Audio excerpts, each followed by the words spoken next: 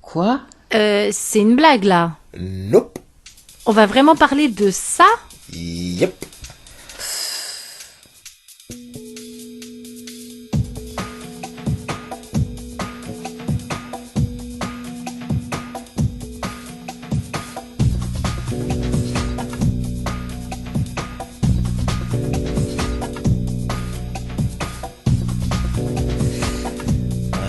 Je n'arrive pas à croire qu'on va faire une vidéo sur ça. Ce sujet n'étant pas ce dont on parle sur la chaîne, mais bon. Alors oui, on a tous entendu parler du manga Dragon Ball Z avec Son Goku qui, les cheveux en l'air, est plus musclé que Rambo, tatane les méchants et tout et tout. Rambo, c'est une pédale. Bon, je ne parlerai pas de l'intégralité du manga. Tu ne vas quand même pas faire une review de Dragon Ball Evolution. Je sais que l'année 2023 ne va pas être top, mais ce n'est pas une raison de nous faire volontairement souffrir. Non, on réserve le film pour une autre vidéo plus tard dans l'année sur les adaptations au cinéma.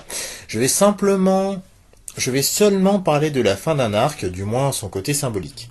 Mais pour ceux qui n'ont jamais suivi... Allez, fais-nous un petit résumé du manga vite fait. Alors, vite fait. Dragon Ball est un shonen d'aventure et de bagarre créé par Akira Toriyama. La guerre et l'affrontement entre le bien et le mal sont permanents.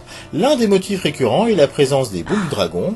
Les testicules du dragon? Non, des boules qui permettent d'exaucer des vœux en invoquant le fameux dragon.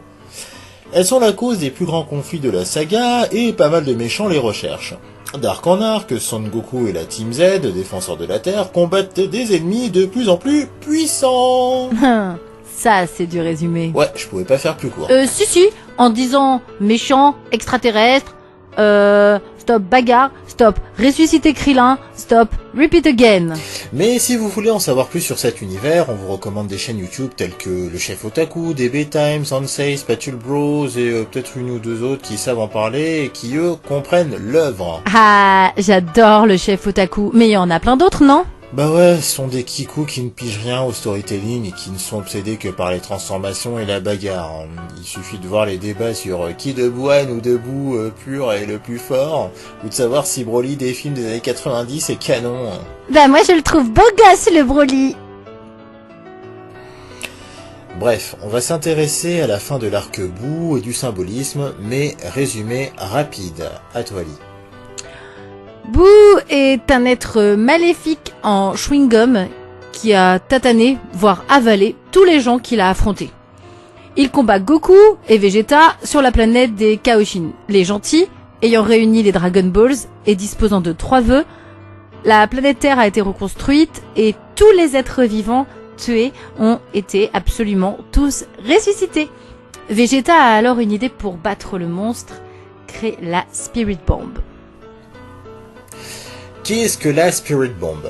Appelée aussi Genki-Dama en VO, il s'agit d'une grosse boule de feu qui consiste à prendre l'énergie vitale de tous les êtres vivants, quels qu'ils soient. L'énergie peut être issue des plantes, animaux, voire même des planètes voisines. Pour qu'un être accepte de donner toute son énergie, il doit lever ses bras en l'air. Et non, ce n'est pas une référence au salut nazi. Je vous vois venir avec votre petit point Godwin.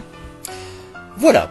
Alors la question que des fans se posent, à juste titre, est la suivante. Il reste cependant meilleur que le pitoyable remake, blablabla, encore une fois.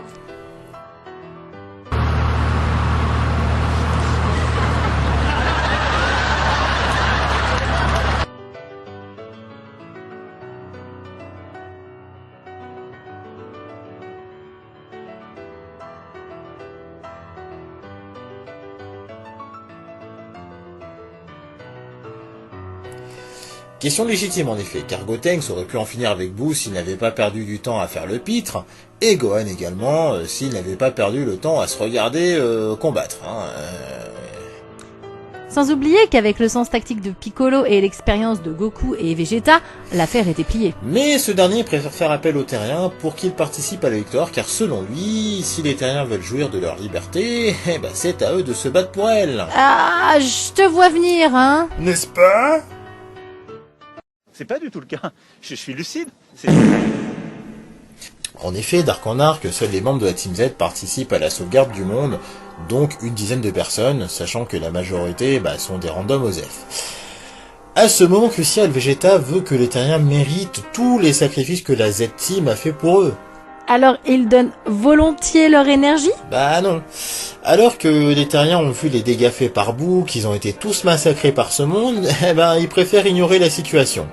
Et malgré le fait qu'on leur annonce qu'ils n'ont pas rêvé, eh bien ces derniers s'en foutent royalement. Ils préfèrent aller au ciné, déguster des glaces, aller au resto. Ah oui, comme les propasses, qui se la coulaient douce au moment où des gens se battaient pour leurs droits et pour les droits de tout le monde en fait. Mais bon, ils accepteront de les aider, n'est-ce pas? Oui, mais pas pour les bonnes raisons. Comment ça? Alors c'est Mister Satan, leur idole, qui leur demandera de lever les bras en se faisant passer pour le gars qui affronte le monstre. Donc pour rappel, Mister Satan est le gars qui jadis avait usurpé la victoire sur un monstre appelé Cell, que la Team Z avait vaincu. Et donc il a empoché la gloire et beaucoup de thunes. Bah, avec un nom pareil, c'était prévisible qu'il représente la tromperie, non? Donc, les terriens de cet univers adulent un mec qui a le même nom que le diable. Exact. Bref, ils donnent leur énergie et Goku lance son Gekidama et détruit le monstre. Le symbolisme de la fin de cet arc est que quelle que soit ta puissance, aussi minime soit-elle, en l'unissant avec des millions d'autres, vous pouvez soulever des montagnes et faire des miracles. Alors, à tous les artisans, les non-citoyens irresponsables, les plus démunis, ceux qui galèrent, ceux qui ne sont rien, ceux qu'on emmerde clairement, comme moi, ceux qu'il faut emmerder jusqu'au bout, comme toi, ceux qui ont perdu un proche suite aux décisions politiques suicidaires, ainsi que tous ceux qui en ont marre de la situation actuelle que vit notre pauvre pays. Sachez qu'en se battant ensemble, on peut faire bouger les choses. Il faut du monde, quel que soit. On sait bien qu'il y a des syndiqués, pas syndiqués. Évidemment, si avec les syndiqués, on serait pas nombreux. Qu'est-ce que vous voulez que je vous dise? A few moments later. Mais on va pas trier à part, vous le savez, les élus du Rassemblement National parce qu'ils n'ont rien à faire dans nos manifestations. Comment vous allez faire? Et je vais pas en plus parler d'Astérix parce que là, on n'a pas fini. Parallèlement, la fin de l'arc met en avant le fait qu'un peuple qui ne réfléchit pas est amené à idolâtrer n'importe qui, car même si Toriyama présente Mister Satan comme un gentil, j'ai vraiment énormément de mal avec ça. Je le vois autrement. Alors oui, il veut sauver l'humanité, mais ce qui le motive est sa cote de popularité, car déjà, sans ce public, le mec il n'est rien, comme dirait l'autre. Il pense avant tout à lui-même. Et puis bon, ce n'est pas une première qu'une foule célèbre avec une entité maléfique. Regarde, récemment, pour le Nouvel An, en Espagne, la foule a bien célébré avec Baphomet. Baphomet! Et si vous n'avez pas joué au Chevalier de Baphomet, je vous le recommande. Mais je sais, ça a rien à voir, hein. Heureusement, on est entre nous. Et on va finir par une citation. Le combat qui est perdu d'avance, c'est celui que l'on ne mène pas. Et j'aurais pas dit mieux. Allez, à plus et restez connectés.